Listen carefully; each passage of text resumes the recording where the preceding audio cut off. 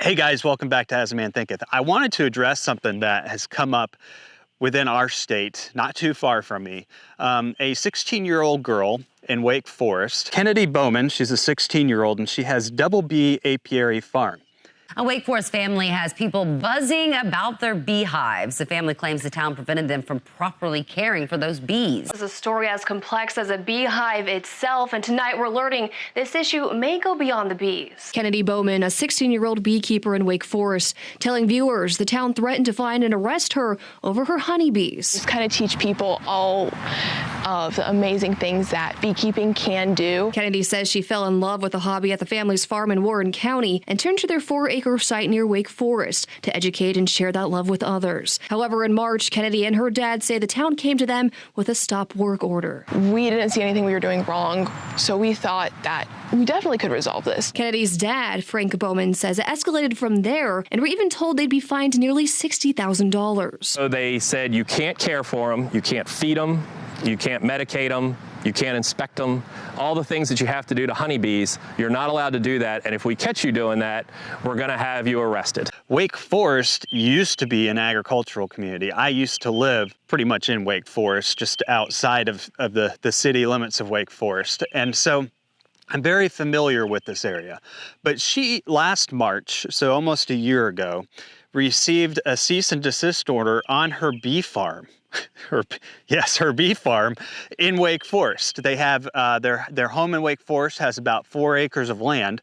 And what had happened is they had taken down some trees on their property without obtaining a permit. In a lengthy statement, the town says that's not true, and it's not the whole story. The town says issues started with development on the property in March, not with the bees. They say they posted the stop work order because of issues including land clearing without a permit. Then in May, officials issued a notice of violations because they say work continued at the site. We did go in there and we did clear some land. After the Bowmans saw the town's response, they posted another video. The Bowmans acknowledged they met with town officials and made an appeal. And we worked with them.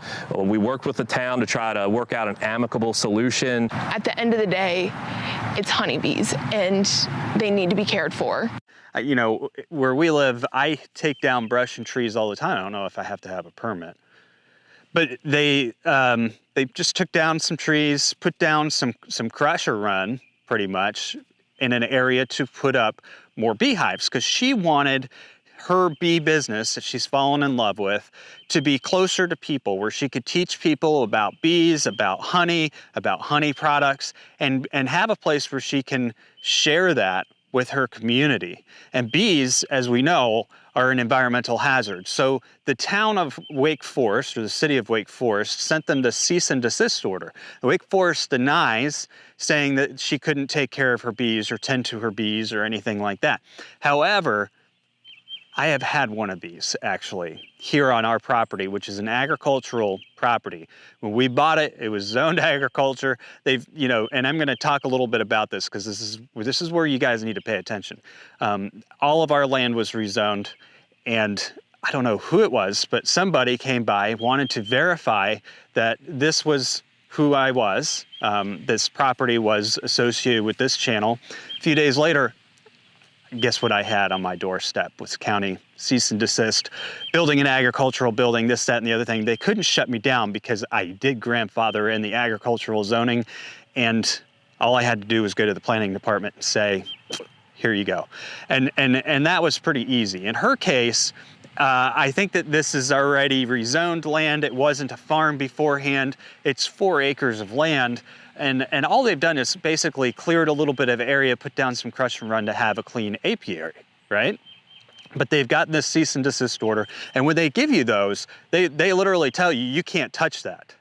You can't go near it. If we see you near it, you're gonna get fined. And in their case, the fining was as much as $60,000. Okay, so you have this 16-year-old kid who's scared to death to go take care of her bees because she's afraid she's going to get fined $60,000. And like I said, you're not allowed to go near it or touch it until you've worked these things out with the county. It's been a year, and they've come out public about it because obviously, you know, nothing's been worked out.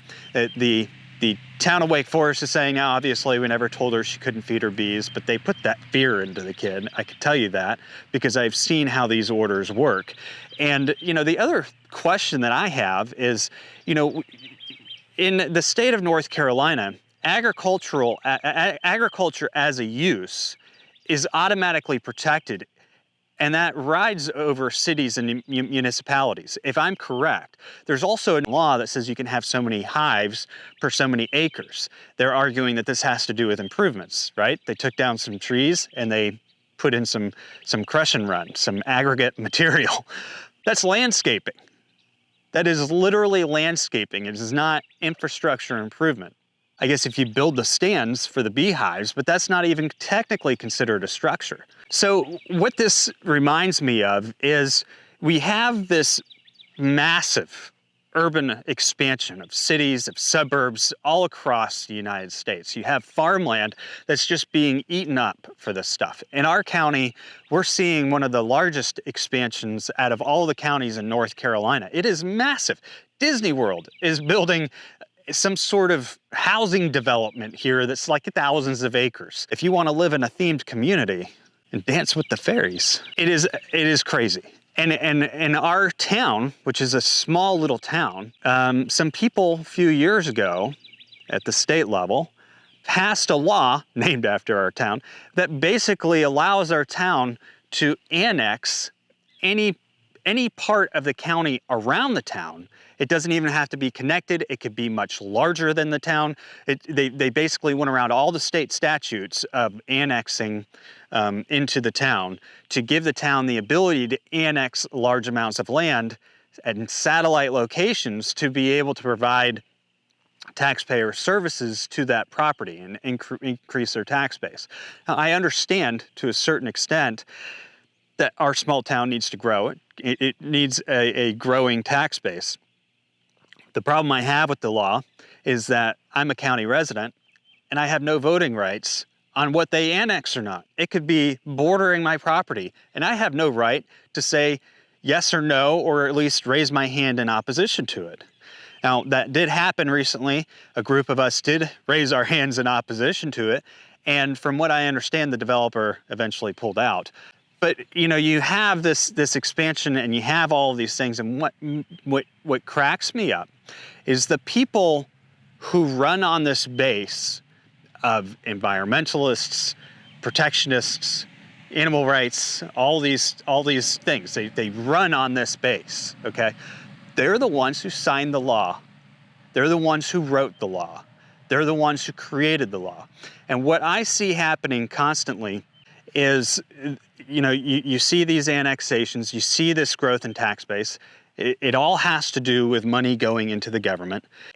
And in that process, people lose rights over their own land. A 16-year-old girl does not have the right to raise honeybees on her land. Like I said, it has to do with the landscaping improvements. In our society, all you have to do is change the zoning, hand over, rights to small towns, small governments who need to grow their tax base.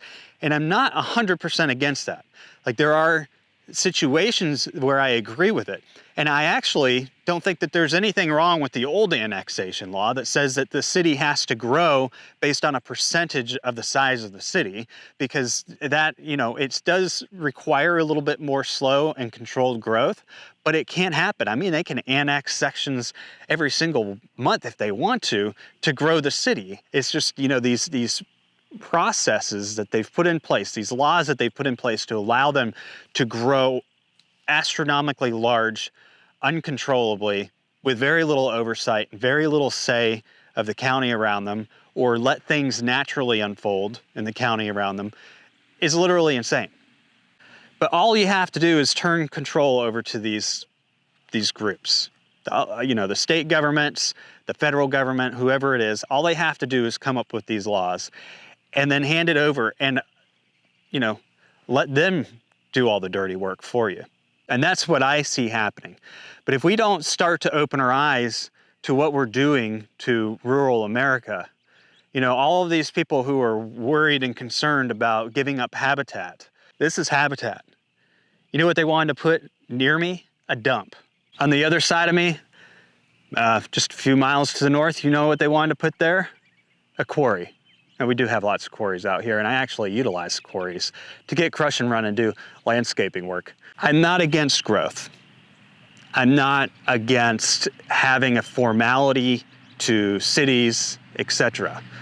In her case, I do not believe that they can override her agricultural practices on her land. And I could be wrong. I'm not an attorney, and I don't want to offer legal advice, but I don't think they can override the state's agricultural use exemption at the city or the state level. It would have to be at the city or the county level. It would have to be implemented through a subdivision plan, and people would have to buy lots into that subdivision with the knowledge that these rules were already in place. So if there's not a homeowners association or anything like that is in place, I don't think that the town has the right to say, no, you can't have backyard chickens. You can't do this, that, and the other thing.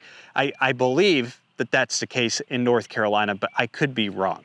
I could be wrong on that because I hear of people getting shut down from raising chickens, shut down from, raising any type of livestock on their property. And living out in Rollsville, I feel like there were restrictions, which is right next to Wake Forest, but I thought that those restrictions were within my community, and nobody followed them anyway. One person had horses, one person had chickens, everybody had large lots. You need to be careful on these two-faced people who go out there and run on slogans, run on campaigns to get themselves elected, who then put these provisions in place that allow cities and other areas to just uncontrollably expand and take away your property rights. And we need to start getting our elected officials to think of the fact that we have a right as a human being, an inherent right